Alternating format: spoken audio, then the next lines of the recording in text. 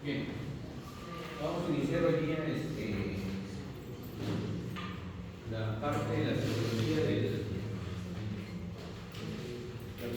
de la glándula tiroides. Como hemos visto, la tiroides es una glándula que, al igual que el resto de glándulas que nosotros tenemos en el organismo, se somete, por decirlo de alguna manera, a un eje, ¿no? Al eje hipotálamo, hipófisis y la glándula blanca, ¿no? En este caso, recordemos que el hipotálamo se genera una hormona que se llama tiroideína, que es la TRH, ¿no? Y después tenemos la TSH que estimula a la hormona TSH que se encuentra en la hipófisis anterior, ¿sí? Y esta hormona hipofisiaria estimula a su vez a la glándula tiroides a la secreción de hormonas tiroideas. Entonces tendríamos un eje hipotálamo, hipófisis, tiroides, ¿ya? ¿Y para qué nos sirve la hormona tiroidea? La hormona tiroidea gobierna nuestro metabolismo, ¿sí? Actúa sobre el material genético, sobre el ADN, creando proteínas, creando energía, y esta nos va a permitir el desarrollo fetal adecuado de nuestro cerebro, de nuestros músculos, de nuestros huesos, así como va a permitirnos metabolizar la energía que nosotros consumimos diariamente. Si nosotros no tendríamos hormona tiroidea, nuestro metabolismo disminuiría casi el 50%, ya como pasa con los pacientes hipotiroideos. Y cuando tenemos un exceso de hormona tiroidea, nuestro metabolismo sube más o menos en un 60, 70, hasta ese 100% sube el metabolismo. Pero 60-70% es la media. Y entonces, ¿qué sucede? El paciente comienza a consumir demasiada energía, comienza a tener temblores, porque sus músculos comienzan a contraerse rápidamente, le llamamos tremores, ¿no? Y entonces hoy día vamos a aprender el eje hipotálamo, hipófisis, tiroides, vamos a aprender hipo e hipertiroidismo. Sin embargo, detrás de esta glándula, pegada a esta glándula, es imposible separarla. Tenemos 4 frijolitos chiquitos que se llaman paratiroides. Y estas glándulas paratiroides se pegan ahí a la tiroides, pero tienen otra función diferente. Genera una hormona paratiroidea. ¿Y esta hormona paratiroidea para qué nos sirve? Para mejorar el metabolismo del calcio. Es decir, nuestro hueso no está estático como ustedes creen, ¿no? O sea, se formó el hueso y se quedó ahí. Ya hemos dicho que no es así. El hueso todos los días se reabsorbe y se vuelve a formar. Se reabsorbe y se vuelve a formar. Si no, no habría razón para cuando ustedes, ¿alguien se ha fracturado un brazo? ¿Una pierna? ¿Nadie? ¿Nunca usó un yeso en su vida ustedes, muchachos? Nadie nunca usa. Bueno, lo usan cuando se quiebra un hueso y los operan, y les fijan y les enderezan el huesito, ¿no? Bien bonito. ¿Qué es lo que pasa? El hueso está quebrado. Lo han fijado con tornillos, con placas, misma carpintería, ¿no? Le han puesto sus placas con sus tornillos, a veces le ponen una tipo antena parabólica, ¿no? Para que el hueso esté alineado. Pero basta que el hueso esté alineado, no, porque está roto. Entonces, ¿qué es lo que pasa? El hueso siempre se va a formar. ¿Ya? Va a formarse. Llega un momento en el tiempo en que ya lo vamos a completar esto, porque cuando vamos a hablar con el doctor Armenio la próxima semana, llega un momento en el que, claro, se deje producir esta reabsorción, sobre todo en las mujeres, que tiene que ver mucho con el estrógeno, y entonces el hueso ya no crece, ¿no? Y comienza a reabsorberse. Y entonces las mujeres hacen más osteoporosis que los hombres, ¿no? Osteoporosis, comienza a formarse poros dentro del hueso.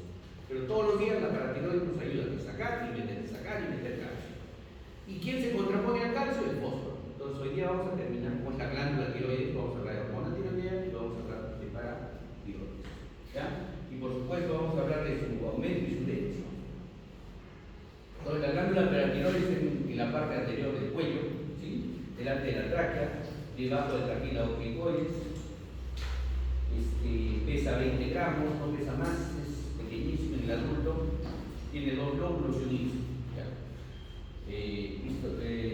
Forma las hormonas tiroxina y triiodotironina, y estas aumentan el metabolismo del organismo, más la triiodotironina que la tiroxina y la T4. Para fines del curso vamos a tener T4, es la tiroxina, y T3 es la triiodotironina. ¿Sí?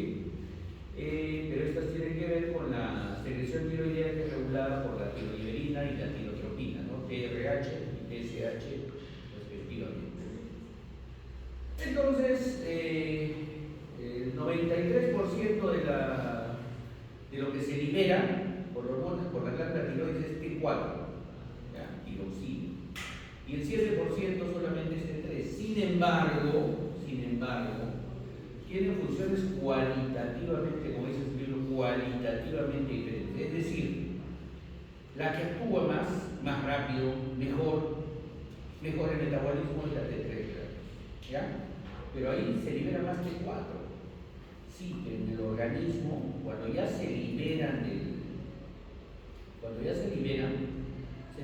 forman un T3, ¿ya? La T4 se convierte en T3. Ese 93% del T4 se convierte en T3 para poder cumplir sus funciones. Entonces, esta es la glándula tiroidea histológicamente, formada por folículos y un coloide, si se dan cuenta, un coloide. Dentro de ese coloide es importante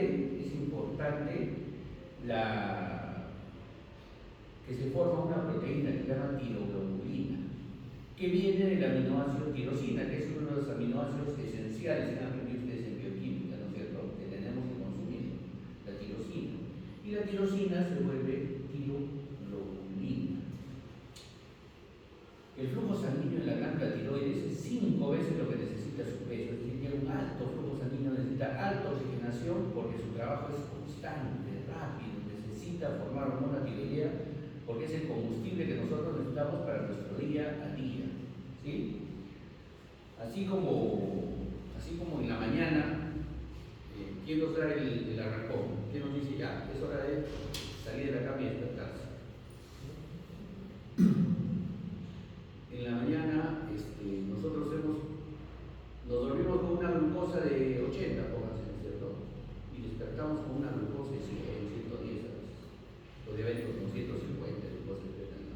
¿Por qué? O sea, y esa es la energía para el arrancón, ¿no? Para que ustedes puedan levantarse y comenzar a hacer sus cosas rápido, correr, bañarse y salir volando, ¿no? Porque se despiertan 7:30. Entonces, ¿quién nos da el arrancón? La glucosa. ¿Pero dónde viene la glucosa si no has comido nada en la noche? La formamos, la vamos a ver en la siguiente clase cómo la formamos para la mañana, ¿ya? Entonces ese es el arrancón, pero ¿quién nos da la energía? Ese ya, vamos. La hormona tiroidea, ¿ya? La hormona tiroidea comienza a generar ATPs, acelera el metabolismo como trabaja en el ADN, arranca las mitocondrias, las mitocondrias comienzan su trabajo, ¿ya? De consumir glucosa, y la glucosa ¿dónde viene? Que nos ayuda el páncreas a formar glucosa, ¿ya? La vamos a ver. Y en los folículos hay células foliculares, esas son las importantes, ¿ya? Entonces miren, los folículos, ¿ya? Folículos con coloide, ese coloide tiene tiroglobulina, y estas células foliculares públicas van a ver la importancia que tenemos. Entonces, ¿dónde viene el yodo? Bueno, yodo viene del yoduro, ¿no? De todo lo que ingerimos nosotros, lo ingerimos de forma yoduros, ¿no? Estos yoduros se absorben y son transportados por el intestino, como en el intestino, se absorben y son transportados hacia la tiroides.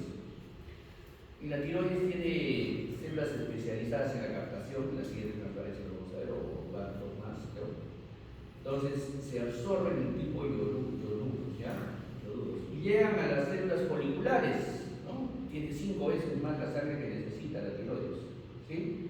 Entonces, como llega tanta sangre con yoduros, entonces son absorbidas rápidamente, ya por las células folículas. ¿Cuánto de yodo? ¿Dónde consumimos yodo? Pero la sal siempre tiene yodo. No tiene yodo la sal, ¿ya? Los incas comían con sal, sin sal. Porque tenemos salares, ¿no? Salares cerca en Bolivia, salares en Cusco, salares en la zona andina de Arequipa, en frontera con Moquegua, son salinas porque hay salares, ¿no? Y esa sal que venía para el Cusco, para todos los incas consumían sal, ¿o no?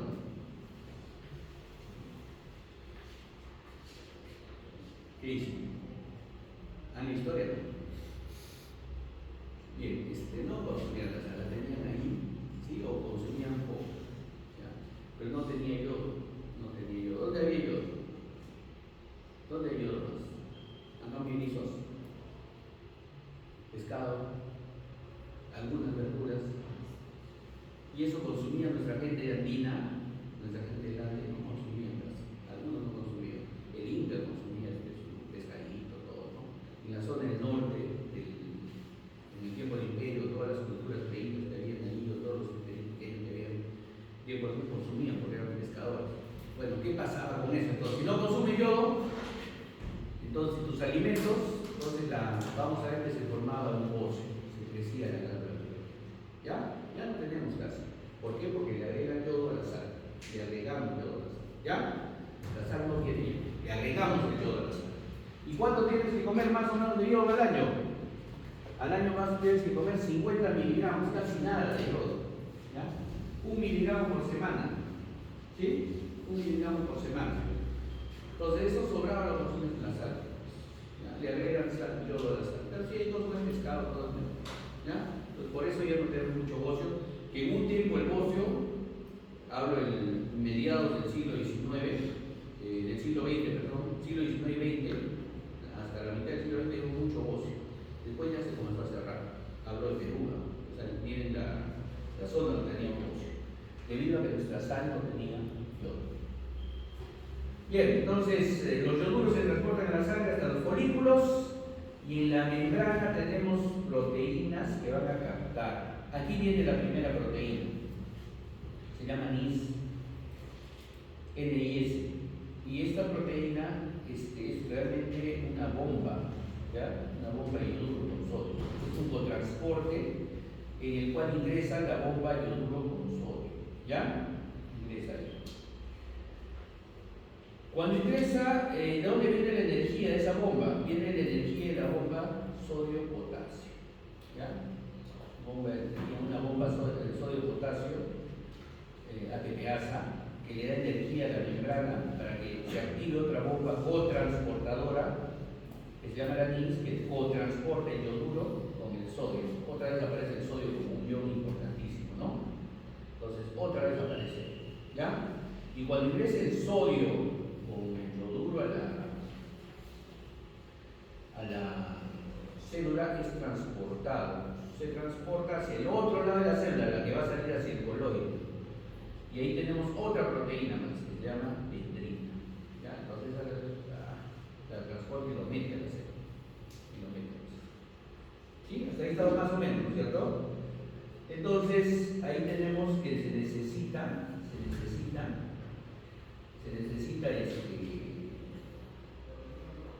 energía para esto. Pero acá vamos a ver entonces, miren, vamos a ver que de célula folicular tiene sus particularidades y tiene sus necesidades. Tiene una particularidad muy rara a diferencia de otras células que producen esto. Ahí está el yoduro. El yoduro es captado por una bomba cotransportadora NIS, cotransportadora que va a ingresar el yoduro con el sodio, lo va a ingresar a la célula. ¿Ya? Lo ingresa, lo transporta y lo saca por la dendrina hacia el folículo. Este es el coloide del folículo. ¿Ya? Y entonces acá viene una peroxidasa y transforma el yoduro en yodo, ¿no? En yodo, en monoyodo tirosina o diyodo tirosina, en monoyodo. Paralelamente ha ingresado la tirosina y se ha convertido en tiroglobulina, que va a estar aquí esperando esos yodos, y comienza la yodación, el acoplamiento, ¿sí? Se pega la tiroglobulina con el yodo, ¿sí? Y cuando se pega la tiroglobulina con el yodo, comenzamos a tener monoyodotirosina, diyodotirosina, ¿sí? De 1, de 2, triyodotirosina de 3, tetrayodotirosina de 4, ya cuando se pegan la tiroglobulina. ¿Cómo se pegan? El monoyodotirosina con el diyodotirosina se pegan juntos y son triyodo, 3, T3. 2 diyodotirosina se pegan, son T4, ¿sí? Entonces ya están pegados la proteína tiroglobulina con los yodos, ¿ya? Y ya se transformaron por la peroxidación. ¿Está claro hasta ahí, no es cierto? ¿Por qué quiero que sepan esto? ¿Para qué me va a servir como el binomio perfecto, como las integrales y todo? ¿Para qué me va a servir? Pues resulta que hay medicamentos que trabajan a ese nivel, ¿ya? En los pacientes que tienen hipertiroidismo, por ejemplo, hay que frenar la producción de hormona tiroides. Y entonces se les da medicamentos que trabajan. Pero esos medicamentos van a producir efectos colaterales en la producción. Ustedes tienen que saber dónde trabaja y de ahí van a nacer sus efectos colaterales. ¿Ya? Tenemos antiarrítmicos importantísimos en esquemas mundiales para RCP, para el tratamiento de paros raros, para tratamientos de arritmias supraventriculares, etc. Pero su efecto colateral es ¿dónde actúas? Sí, actúa también las diyodo y monoyodotirosinas a ese nivel y forma más hormona tiroidea. Entonces algo raro, ¿no? O sea, es antiarrítmico, pero que produce más hormona tiroidea y en algunos casos que puede producir arritmias también. ¿Ya? Entonces, por eso quiero que sepan, es importante que sepan esta formación, qué hormonas, qué enzimas trabajan ahí, porque esto nos va a servir finalmente para el tratamiento de otras enfermedades. ¿Ya? Ahora aprenden las enzimas. Cuando pasen la farmacología van a aprender qué medicamento actúa sobre esa enzima. ¿Ya? La farmacología no inventa efectos, o sea, no se van a tomar una pastilla y el otro día son súper inteligentes, ¿no? La farmacología lo que hace es potenciar o bloquear los efectos que normalmente nosotros tenemos. ¿Ya? Si nos falta algo, lo liberamos. ¿Ya? Si nos sobra algo, lo detenemos, pero no crea efectos. Los fármacos no crean ningún efecto. Ya usamos lo que ustedes están aprendiendo. Bien, entonces entra la tiroglobulina y acá por pinocitosis se mete, va formando una especie de vesícula. Y esta vesícula hace que se secrete. El otro día en la clase me decían, pero usted ha dicho que la hormona va libremente, pero acá forma vesículas. No está almacenada en vesículas, sino que ahí se forma la vesícula en la tiroides y se liberan las hormonas. ¿Ya? Entonces, eso es lo que pasa. ¿Y quién estimula esa proteína? Para que capte los yoduros y forme la hormona tiroidea. ¿Quién estimula? Lo estimula la TSH. ¿Ya? La TSH actúa. Bien, entonces el tratamiento del yoduro es por las glándulas tiroideas y de ahí aumenta, y esto se debe a la concentración de TSH que estimula la proteína y este estimula la actividad de la bomba de yoduros, ¿no? Para captar el yodo. Estos yoduros se transportan a través de la célula. Esta es una molécula transportadora de cloruro y yoduro, ¿sí? Que se denomina pendrina. Con esta pendrina ingresan al coloide, ¿sí? Y mientras tanto también las células foliculares secretan al folículo la tiroglobulina, ¿no? Paralelamente. ¿Sí? Entonces dentro de la tiroglobulina viene por el aminoácido tirosina, ¿sí? Tirosina. La tirosina ingresa en el retículo endoplásmico rugoso, hemos visto ya cómo se se almacena en el aparato de Golgi, tiroglobulina, estoy hablando, no tiroides, estoy hablando de la tiroglobulina, que es una proteína, y es secretada hacia el folículo, ¿no es cierto? Paralelamente, el yoduro ya había ingresado a la célula por la bomba, ¿no es cierto? Se transportó al folículo, dentro del folículo por la peneína, se sometió a la peroxidasa para volverse un ion yodo, y dentro del folículo se juntó con la tiroglobulina, que ya había sido secretada, ¿no? Entonces, y ahí formó las monoiodotirosinas y las iodotirosinas, ¿ya? Entonces ahí está. Luego, entonces ya la iodamos la tirosina y se formaron las hormonas tiroideas y son captadas por pinocitosis. Y ahí se juntaron la monoiodotirosina con la iodotirosina y formaron T3. O se juntaron dos iodotirosinas y formaron T4, ¿no? Y están en unas vesículas dentro de las células moleculares, donde son liberadas hacia el torrente sanguíneo cuando lo necesitemos, ¿ya? Entonces así se van iodando la monoiodotirosina, la iodotirosina, y cuando se van juntando se conjugan, forman T3, T4, ¿sí? Entonces, las células del folículo tienen la capacidad de hacer pinocitosis, es decir, cogen un poco de coloide y lo cogen con hormonas tiroideas, con la cadena de tiroglobulina y sus yodos ya formados, ¿sí? Ya formados, formando triodo y tetraiodo, ¿sí? 93% es T4, 7% es T3, ¿ya? 97% es T4, 7% es T3. ¿Cuál es la diferencia? Que nosotros usamos más T3 para producir metabolismo. Entonces, dentro de nuestro organismo, cuando sale el torrente sanguíneo, tiene otro proceso más que se llama deshalogenación. Y se vuelve T3.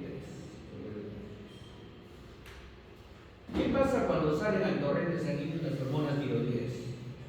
Cuando salen al torrente sanguíneo las hormonas tiroideas, se someten, se pegan a proteínas transportadoras, globulinas, albúminas, ¿ya? Y estas transportan hasta el órgano efector a las hormonas. O sea, requieren una proteína que los ayude a su transporte, ¿ya? Globulinas o albúminas. Y estas se van liberando lentamente a los tejidos. ¿Cuándo comienza su efecto? A ver, su efecto comienza en 3-4 días, en 72 horas, de la T4. La T3 comienza su efecto en 12 horas. ¿Y cuándo tienes un pico de efecto? 10 a 12 horas. ¿Ya? 10 a 12 horas. El pico de efecto. Entonces, bueno, casi todas las hormonas se convierten en triodotirolina y, a ver, esta demora de efecto va a ser que ustedes cuando traten han descubierto un hipotiroidismo y le comienzan el tratamiento y el paciente no mejora, el endocrino no mejora. Llega a su centro de salud y dice: doctora, doctor, me va al hospital, pero no me siento mal, no me siento mal. ¿Qué van a asumir ustedes? ¿Cómo lo van a aconsejar a su paciente? ¿Cambia el endocrinólogo? Ese no sabe nada, ya está viejito, ya no lee nada. ¿Qué le van a decir?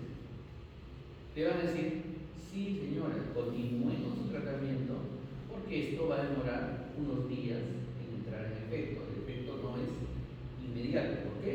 Porque ahora ya lo saben, ¿ya? El efecto no es inmediato. Quizá la T3 comienza a trabajar un poco, pero no le va a producir el efecto cuando tenga el pico plasmático de hormona que necesitamos. Y el pico plasmático se va a alcanzar casi a los 10 a las 2 semanas más o menos, ¿ya? Y son un poquito antes. Y entonces ustedes tienen que manejar eso con sus pacientes, ¿ya? Varios medicamentos, varios medicamentos que demoran 2 semanas, 3 semanas, cuando más fármaco vamos a entrar en efecto, ¿sí? Y entonces si demoran 2 o 3 semanas en entrar en efecto y el paciente se desespera porque pacientes hasta cierta parte, porque realmente se debería llamar impacientes, ¿no? Algunos, ¿no? Entonces ellos quieren sentirse mejor el día siguiente, ¿no? Y entonces no siempre se consigue eso. Eso es lo importante. ¿Y cómo lo hacen bonito? Ustedes, leyendo, sabiendo los efectos colaterales de cada cosa. ¿Sí? Entonces, ¿y dónde actúa la hormona tiroidea? En el núcleo. Ingresa al núcleo, ¿sí? Ingresa al núcleo, es liposoluble, ingresa al núcleo, lee el ADN, crea ARN mensajero, crea ARN ribosomal y trabaja sobre las mitocondrias y comienza a aumentar el metabolismo de esas células. ¿Ya? Entonces, ¿qué hacen las hormonas tiroideas? Incrementan la actividad mitocondrial, el libro tiene toda su lista, ¿sí? Aumenta el transporte activo, ¿no? Estimulan la bomba sodio-potasio para el transporte activo y comience la actividad en las células. Tiene algunos efectos generales, ¿no? En general aumenta el metabolismo, da mayor rapidez, pero efectos específicos tiene, por ejemplo, en el feto humano, tiene efectos específicos. Mejora las conexiones neuronales, mejora el metabolismo cerebral, actúa sobre el cartílago de crecimiento también, y entonces hace que crezca el fetito, ¿no? ¿Qué pasa si antes, por ejemplo, las pacientes hipotiroideas estaban abandonadas, ¿no? Hablo de mediados del siglo XX, primera mitad del siglo XX. Entonces, ¿qué pasaba? Antes quizás, por el siglo XVIII. ¿Qué pasaba? Estas pacientes hipotiroideas, como no sabían bien el manejo de estas pacientes, entonces igual o el feto tenía un defecto en la glándula tiroides, entonces no había buen metabolismo de hormonas tiroideas, no se desarrollaba el cerebro, no crecía el fetito, entonces teníamos chiquitos con retraso mental, por decirlo de alguna manera, ¿no? Y deformes, ¿no? Deformes por los brazos, todo eso. Eso se llama enanocretina, ¿ya? El producto de la hormona tiroidea. En cambio, si tú tienes un chiquito pero simétrico, un enanito simétrico, ¿cómo se llama este efecto de la hormona del crecimiento? Entonces tienes dos tipos de enanismo totalmente diferentes. La hormona del crecimiento es una persona que se quedó chiquita, pero es simétrica y guarda toda su concepción intelectual, todo, no hay ningún problema. En cambio, la persona que tiene déficit de hormona tiroidea o alteración en sus receptores, no metaboliza hormona tiroidea del fetito, entonces no va a desarrollar conexiones neuronales, no va a tener metabolismo cerebral, su cerebro no va a desarrollarse adecuadamente y encima no tiene cartílagos de crecimiento, crecen huesos planos, no crecen en los largos. Entonces, tienes un enanito deforme, ¿no? Un enano cretino, se llama eso. ¿Ya? Tenemos dos tipos de enanismo. Ya casi no tenemos enanitos cretinos, ya casi no, pero vemos un tiempo había bastante. ¿Qué más hace la hormona de crecimiento? Estimula los lípidos, estimula el uso del colesterol, de los ácidos grasos, ya lo hemos visto en gástrico, estimula el efecto de los lípidos plasmáticos y del hígado, es decir, comienza a producir más, como digo, lípidos libres, triglicéridos, colesterol, lo va consumiendo, ¿sí? Entonces eso hace que si tienes mucha hormona tiroidea, te comiences a emanciar, para que quedes flaquito, ¿no? Y si tienes poca hormona tiroidea, comienzas a ser epidemias, ¿no? Te comienzan a llegar reversibles en la sangre. Aumenta la presencia de vitaminas por el consumo que tenemos. Como les decía, aumenta el metabolismo basal, puede aumentar hasta el 60-100% y cuando disminuye también 50-60%. En la parte cardiovascular, aumenta la frecuencia cardíaca, aumenta la fuerza de contracción cardíaca, porque aumenta el metabolismo en las células de Purkinje, ¿no? En todas las células del miocardio. Aumenta la presión arterial, hay aumento de la presión arterial porque hay mayor contracción en las células musculares lisas de los vasos sanguíneos. Entonces tenemos un paciente con taquicardia y con aumento de la presión arterial, aumento del gasto cardíaco. ¿Ya? ¿Qué hace en el pulmón? Aumenta la frecuencia respiratoria. Lógico, ustedes ya han hecho respiratorio. Aumenta el metabolismo, hay mayor CO2, el CO2 estimula el centro respiratorio, entonces un paciente comienza a respirar más rápido para eliminar el CO2, lógico, ¿no? Sobre los otros sistemas, sobre el sistema nervioso,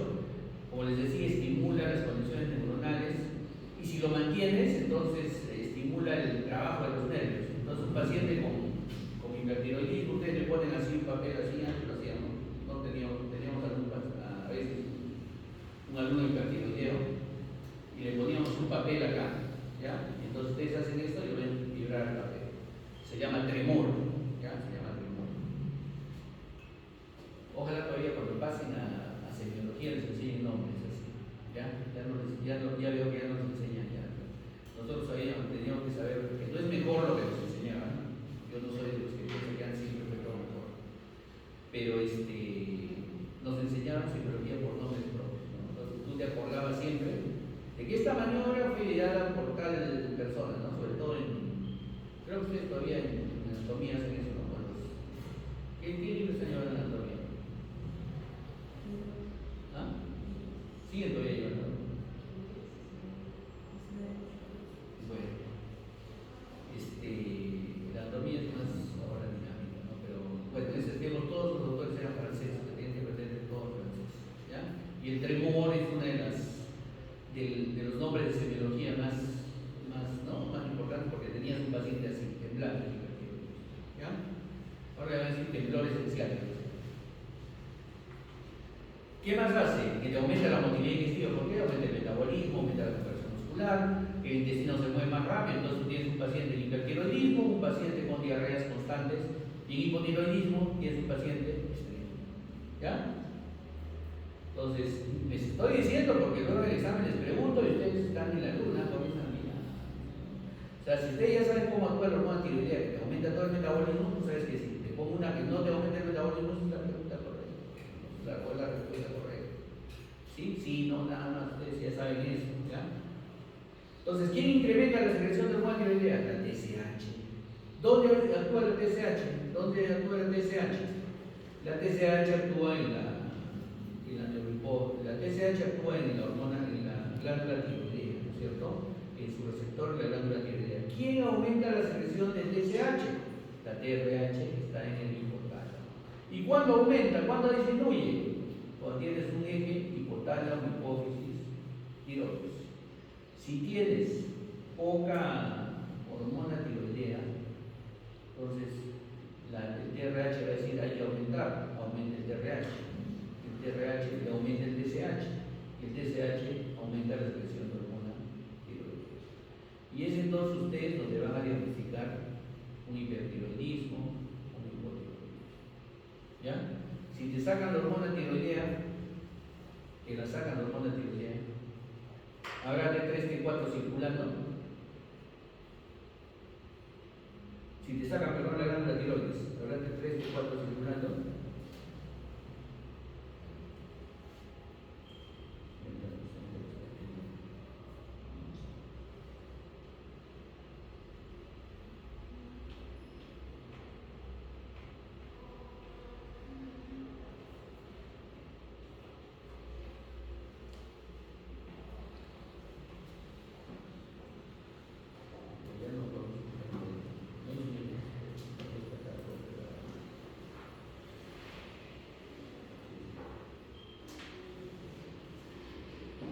A ver, si te sacan la glándula tiroides, ¿qué pasa? ¿Cómo está la TSH? ¿Y dónde se forma el TRH? ¿Dónde se forma? ¿Dónde? TRH, ¿dónde se forma? Hipotálamo, ¿sí? Con seguridad en el hipotálamo. ¿Dónde se forma la TSH? Hipófisis. ¿Anterior o posterior? Anterior. Entonces, TRH y TSH. ¿Y estas dos estimulan a quién? A la tiroides. Si le saco la tiroides porque le he encontrado un cáncer tiroideo, ahora es muy frecuente. Les cuento que les van a hacer antes les hacían la tomografía mamaria, ¿sí? La mamografía, las señoras les hacían bacán su mamografía todo y no les ponían el cuello y les sueltan toda esa radiación. Les sale su operación, les toman 50.000 placas, parecen torres dios del rayo los traumatólogos, todo es placa para ellos. Toma, placa, toda la radiación está ahí, no todos tienen cuello, cirrano. ¿Ya? Y entonces han comenzado a aparecer mucho cáncer. Tienen arsénico en el agua de tapa, tienen aluminio, entonces ¿qué ha comenzado a aparecer? Cáncer de tiroides. ¿Sí? Y cuando aparece cáncer de tiroides, entonces hay que sacarla. La saca. Si la sacas, ¿tienes hormona tiroidea? ¿Tiene o no tiene? ¿Quién más produce hormona tiroidea? Nadie, ¿no es cierto? Nadie, ya. La saca la hormona tiroidea. ¿Cómo está tu TSH? No tienes hormona tiroidea. ¿Cómo está? Fuerte, dime. Aumentada. ¿Por qué? El eje hipotálamo hipófisis. Acuérdense, el eje hipotálamo hipófisis tiroides. Si baja mi hormona tiroidea, ¿qué pasa en mi cerebro? A mi cerebro no le interesa si hay glándula tiroides o no. Dice, no tengo hormona tiroidea.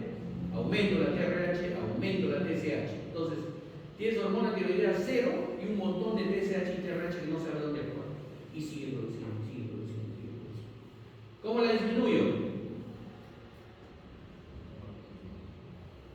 ¿Cómo la disminuyo? ¿Cómo creen que la disminuyo?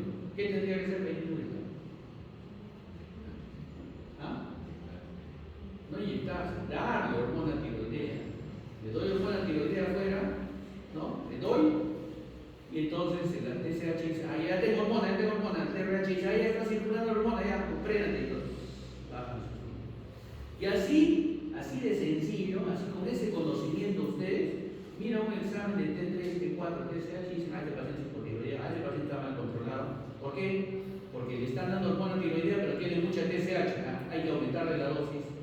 Tiene hormona tiroidea, le estoy dando tratamiento, pero la TSH está muy baja, quiere decir que estoy dando mucha pastilla, bájale la dosis. A veces, pacientes que están sacando la tiroides, comienzan a hacer, les dan tratamiento de hormona tiroidea y comienzan a hacer diarrea, se bajan el peso, comienzan a temblar. Mucha dosis. ¿Vas a ver la TSH? Bajita la TSH. ¿Listo? Entonces, así, con el eje hipotálamo hipófisis tiroides, tú sabes si tu paciente tiene mucha, poca dosis, cómo lo controlas. Y eso lo hacen cada 3 meses. ¿Por qué? Porque le das hormona tiroidea y ¿cuántos días demora en llegar al pico? 14 días. Y ahí comienza a hacer su efecto recién. Entonces, tienes que darle un tiempo, lo citas a un mes a tu paciente, le reúnas la dosis, después cada 3 meses te va a reúnar. Ese es conocimiento del médico general, ya no es conocimiento especialista. Porque ustedes ven, está mal viene el paciente, lo ven si en el hospital me están tratando así, doctora, pero bien. Ah, ya, lo derivo. ¿Para qué? Yo no le voy a regular la dosis, le va a regular la dosis del especialista. Pero mientras tú no seas especialista en eso, agarra así, lo derivas. No vas a derivar cualquier cosa, porque luego el doctor va a decir, ¿quién es este burro que me está derivando? Porque así somos los médicos, ¿no?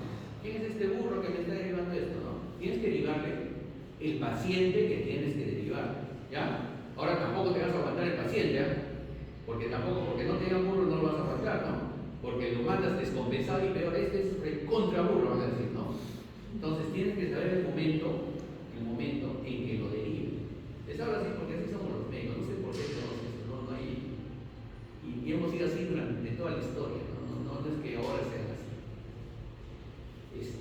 Entonces tienes que saber en qué momento tu paciente está bien. Y lo saben con los exámenes. Un examen de hormonas tiroides se los hacen en cualquier laboratorio. ¿Ya? Listo, entonces ya tenemos Entonces, ¿cómo le damos el tratamiento para ir tratando de tiroides? El tratamiento se lo damos, por ejemplo, con tiocianato. ¿Dónde actúa el tiocianato? Si tengo mucha hormona tiroidea, el tiocianato, ¿sí?, inhibe el transporte del yoduro a la célula y el atrapamiento del yoduro. Entonces, ¿dónde actúa? Sobre la proteína NIS, sobre la bomba de cotransportadora de yodo. Ahí actúa el tiocianato. Entonces, disminuye la formación de hormona tiroidea, ¿sí? El propiltioracilo reduce la formación de la hormona tiroidea, donde inhibe la unión de la tirosina con el yodo. Y ahí actúa. ¿Dónde más? Cuando le doy mucho yodo, yo externo, un yoduro que no puede absorberse, pero que bloquea, que llega a bloquear la formación. ¿Qué le doy, por ejemplo? El yodo de radioactivo, ¿no? Y entonces voy haciéndole un chequeo, una gamografía al paciente y sé si, cuando, por ejemplo, tengo un paciente que no sé si es un nódulo activo, inactivo, si hace un tumorcito en la tiroides. Quiero saber si es funcional, no funcional, si le puede producir problemas a mi paciente o es un tumorcito benigno que ha aparecido ahí.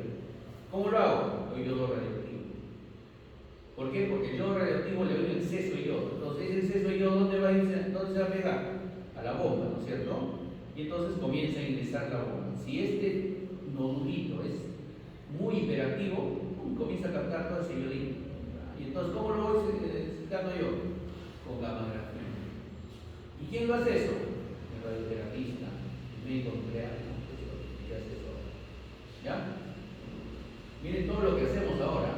Y no estoy hablando de Estados Unidos, estoy hablando de Europa, ¿no? Eso lo hacemos acá, en toda la parte sur de Arequipa. Tenemos bastantes médicos nucleares, tenemos un par de residentes. El R2, el R3 y el R2 de bien son de nosotros, son bioterapia, que hacen medicina nuclear.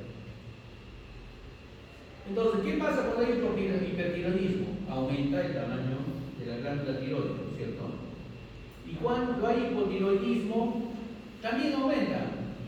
¿Por qué aumenta? Porque en el hipotiroidismo, como funciona mal o no tiene yodo, entonces aumenta la cantidad de células foliculares, ¿no? Tú dices, tengo poco yodo, necesito, el cuerpo no dice, ahí me paro, sino dice, aumenta la cantidad de células foliculares para poder captar lo poco yodo que tengo. Eso pasaba antes cuando nuestra sal no tenía yodo. Eso pasaba en el tiempo de los incas, que era frecuente. ¿Qué pasaba? Nuestra sal no tenía yodo, entonces consumían poco pescado, pocas verduras. Entonces, ¿qué es lo que pasaba? Comían y no tenías poco yodo circulante. Y al tener poco yodo circulante, tu tiroides decía, yo necesito captar todo el yodo poquito que tengas. Y comenzaba a crecer las células para captar el poco yodo que tenías, ¿no? Y entonces te comenzaba a salir un tumor acá, es un tumor que se llama óseo. ¿Sí? Óseo. Esa es señal de que le faltaba. ¿Qué más tenemos? La enfermedad de Graves. La enfermedad de Graves es producto de examen. La enfermedad de Graves es una enfermedad autoinmune que se crea un anticuerpo que va y actúa sobre el receptor de la TSH en la tiroides. ¿Ya? En la tiroides. Y entonces la tiroides hace hiperfuncional. Va produciendo más hormona tiroides. ¿Sí? Comprendido, ¿no es cierto? Es una enfermedad autoinmune.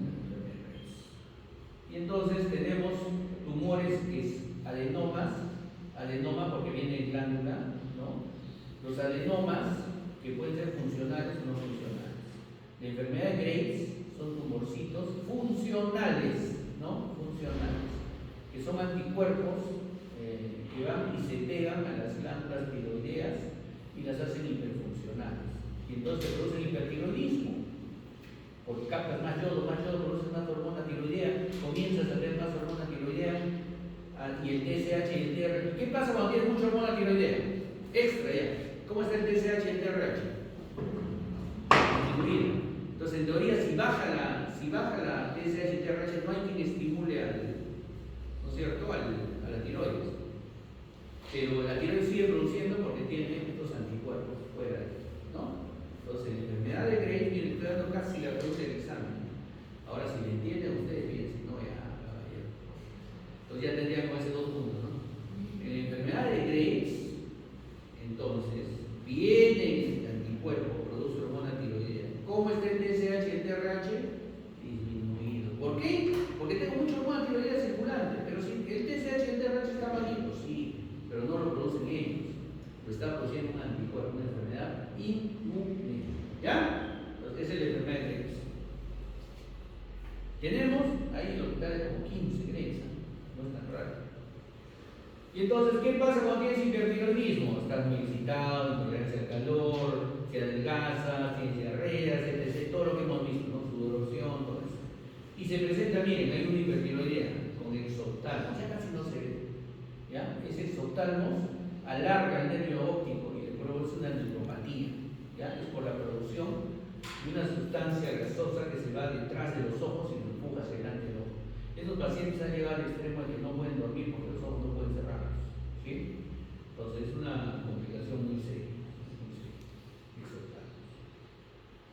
Y las pruebas diagnósticas son TSH, TRH, T3 y T4. Yo no les voy a dar los valores porque cada laboratorio trae sus valores referenciales, TSH, TRH, T3, T4. Pero yo sí les voy a examen y yo les voy a poner. Tienes T3 tanto, tienes T4 tanto, voy a poner si es bajo o alto. Tienes TH tanto, alto, bajo, TRH tanto, alto, bajo, y ustedes me dan si es hipertiroidismo, hipotiroidismo, ¿no? Algo así, ¿ya? Y ahí van las dos preguntas de tiroides, ¿ya?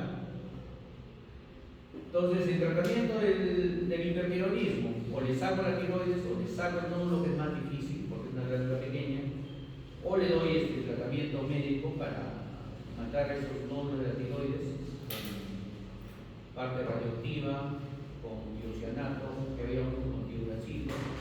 Y si es hipotiroideo, baja todo, baja el metabolismo. Y se forma, como baja el metabolismo de las grasas, hay hipertrigliceridemia, el corazón late más débil, tienes tendencia a la hipotensión, al estreñimiento, te engordas un montón y se forma una grasa que se llama mixedema, que la tienes en toda la cara y en la espalda y en la barriga, y en el estómago, ¿no? Y en el abdomen. Y entonces, ¿cómo lo trato el hipotiroidismo? Tengo que dar hormona tiroidea. En el hipertiroidismo tengo que inhibir la formación de hormona tiroidea. En el hipotiroidismo, darle hormona tiroidea. ¿Sí? Entonces, en base a eso se hace el niveles de TSH, TRH, T3, T4. ¿Cómo creen que tendrán los esquimales su TSH, su TSH, TRH, T3 y T4? Esta es una paciente con miseria. Y el cretinismo, como les decía, ¿no? ¿Cómo creen que tienen los esquimales, donde hace mucho frío, su T3 y T4? Aumenta el metabolismo, aumenta el calor de las hormonas tiroides, ¿cierto?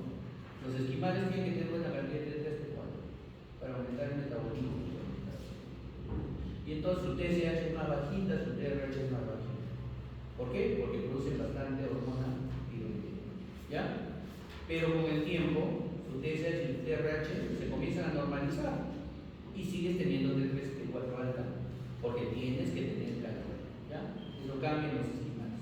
Entonces, cuando lleguen a un sitio a trabajar, ustedes tienen que analizar bien, ¿no? No es que piensen que todo es igualito para todos en la medicina. ¿Ya? Solo les soy bueno como ejemplo de los esquimales. No se compliquen la vida por ahora. Por ahora estamos haciendo fisiología. ¿Ya? Preguntas de las hormonas tiroideas. Este es más raro. Bien, las hormonas paratiroideas, la paratormona, que tiene que ver con la vitamina D y con la calcitonina. El calcio, como ustedes saben, es el tercer ion más importante. ¿Sí? El tercer ion más importante. Tiene que ver con la osificación del hueso, pero también tiene mucho que ver con su ingreso a la célula como segundo mensajero, en el proceso de enzimas, en el proceso de contracción muscular, ¿sí? Entonces, en el proceso de liberación de neurotransmisores. 99% está en los huesos y en los dientes. Y solo el 1% de nuestro calcio ingerido se va a todos esos procesos metabólicos que son súper importantes, ¿sí? Músculos y líquidos intracelulares, ¿no? Entonces, el calcio se transporta, se consume, es absorbido por el intestino, en el duodeno, en el yeyuno. Se transporta 90% por globulinas, 10% por, 90% por albúminas, 10% por globulinas, ¿sí? El 48% del resto del calcio es liberado, el 48% del calcio tiene que estar libre, filtrado, ¿no es cierto? En iones. Filtrado, tiene que ser en la forma iónica para ser absorbido. Y el 12% se une a aniones, con el fosfato, ¿no? Entonces ya tienen ustedes ahí, 40% se transporta unido a proteínas, albúmina y globulinas, ¿sí? 48% es libre en la sangre, ionizado, y el 12% está unido a sales, ¿no? Citratos.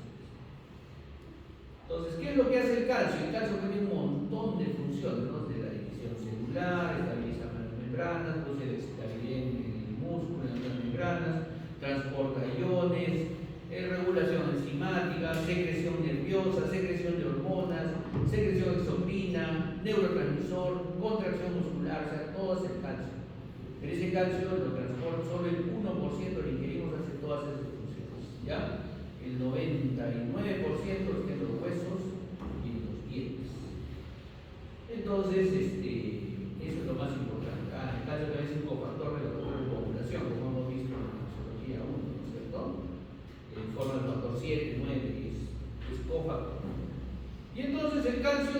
está pues el extracelular está en el fluido solo el 0.1% y el 99% está en la matriz de los huesos y dientes, y el 0.9% está haciendo las funciones metabólicas, ¿no? Metabólicas.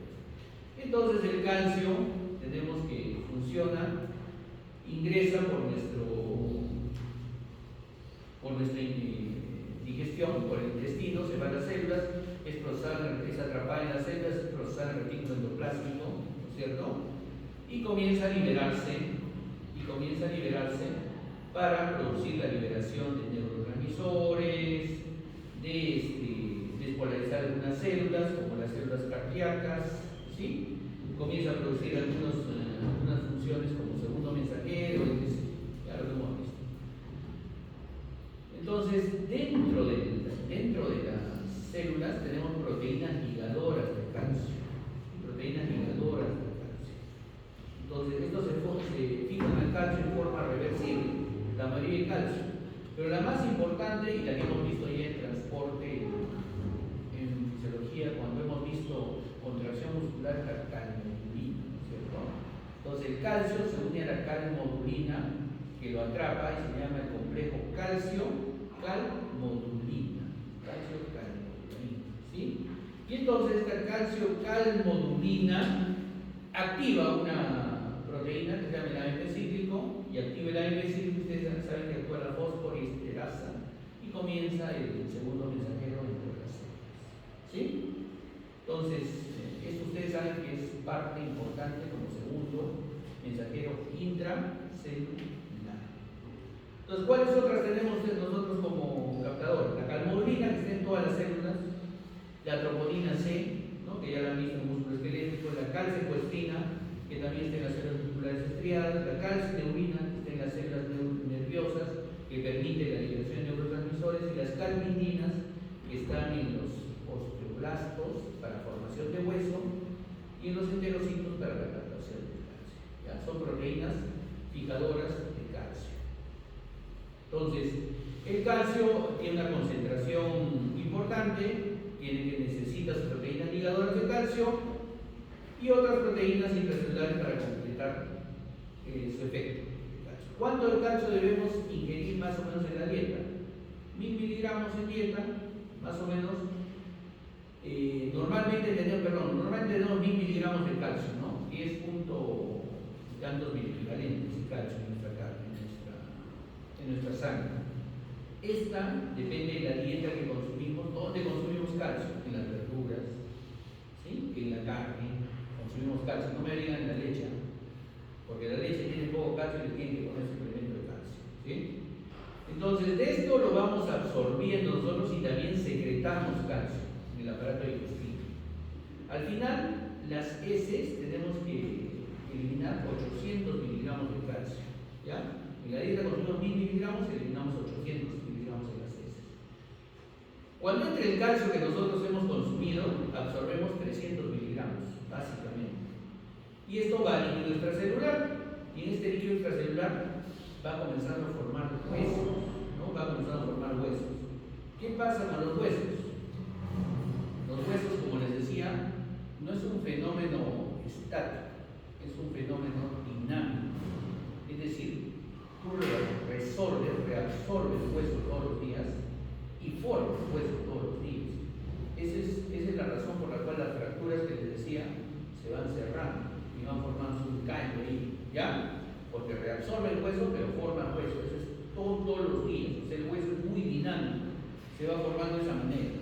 Y para que se forme el hueso, entonces necesitamos calcio. Algunos de las mamás que le dan calcio, no le dan calcio a las mamás ya mayores, a las abuelitas, le dan calcio cuando los van a ver. ¿Por qué? ¿Por qué le dan suplemento de calcio? Porque los estrógenos van disminuyendo con la edad de las damas. Y el estrógeno, como vamos a ver un capítulo más adelante, el estrógeno disminuye el metabolismo del calcio, no se absorbe el calcio. Entonces tenemos que darle calcio en suplemento para que no se nos descalcifique y los huesitos se rompan. ¿Ya? Es importante. A veces las señoras nos pelean con nosotros, dicen, pero ¿para qué me dé esto?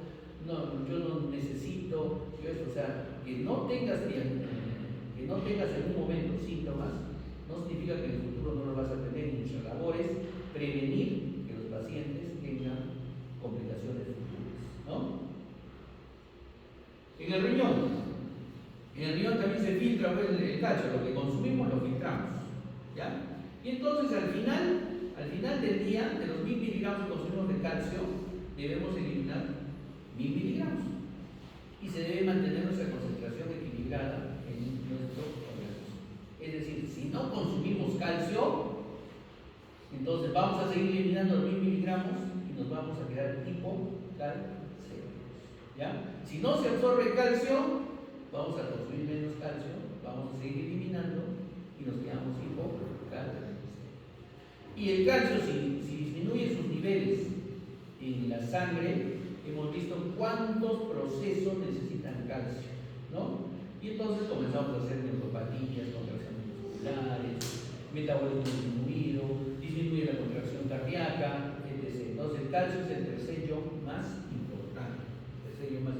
¿Quiénes hacen que se absorba calcio? La paratormona, el calcitriol y la calcitonina.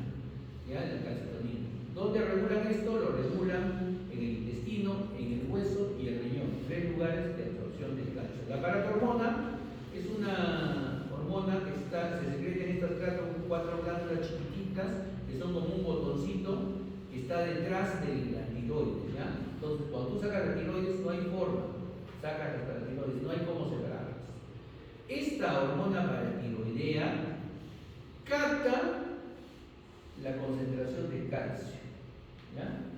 Y entonces ordena su absorción. Ahí está la hormona paratiroidea detrás de la glándula tiroides, ¿no? Entonces, ¿cómo se va formando?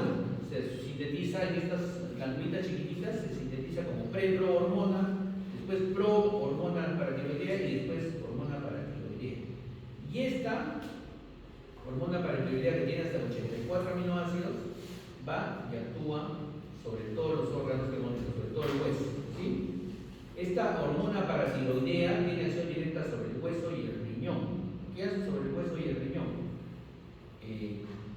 Los osteoblastos los estimula y forma hueso, ¿ya? Y en el riñón lo reabsorbe el calcio, ¿ya?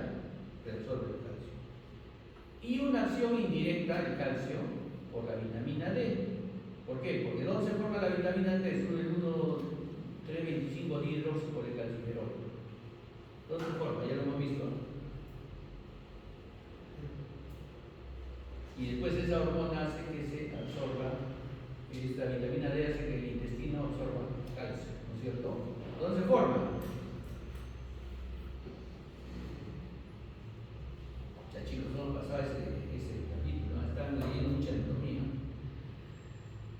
Entonces el calcio libre es el que regula directamente la secreción del aparato hormonal, ¿sí? El calcio libre, ¿ya?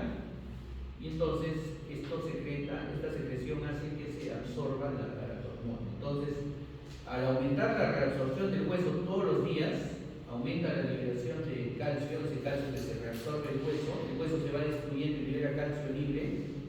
Entonces, la paratormona estimula los osteoblastos y hace que el calcio, puede ser el mismo otro calcio, forme nuevo hueso.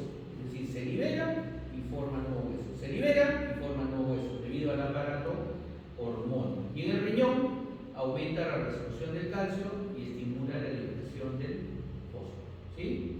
Entonces, sobre el hueso, como hemos visto, estimula los receptores del osteoblasto y forma hueso.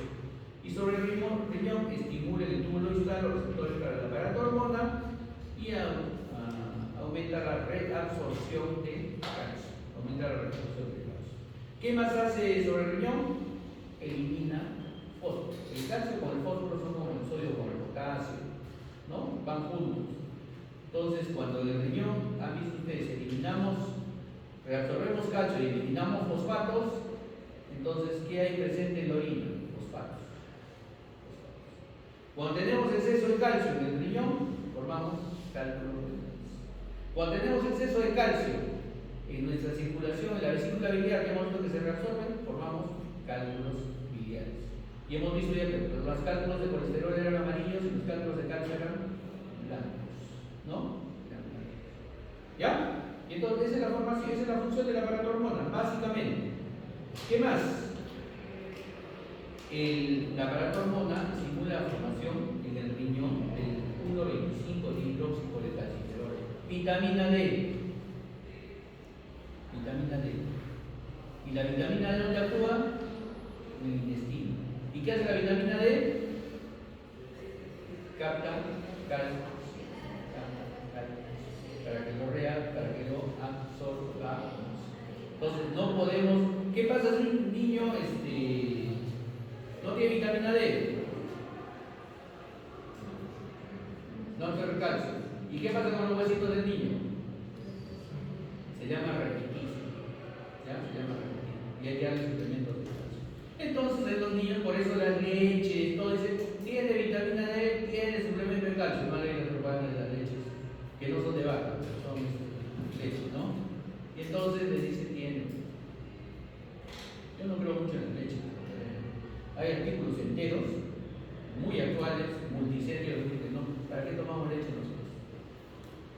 Ustedes tienen la capacidad de absorber leche de otro mamífero como la vaca. Los de salud pública se me van a decir en sí, pero sí, no tenemos esa capacidad. Por gusto tomamos leche. Pero sí, si lo vitaminas más con vitamina D o das un refuerzo de calcio, sí lo ayuda. ¿Ya? Y entonces el aparato hormonal liberal estimula el hueso, estimula el riñón y ya vemos cómo capta mayor cantidad.